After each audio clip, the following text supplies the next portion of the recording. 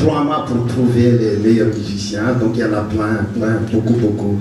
C'était difficile de faire notre choix, mais nous avons été dans les régions de Betléo, là, on a trouvé un instrument fantastique, et quelqu'un qui a fabriqué lui-même son instrument, qui joue très bien son instrument, donc nous avons avec nous Maurice.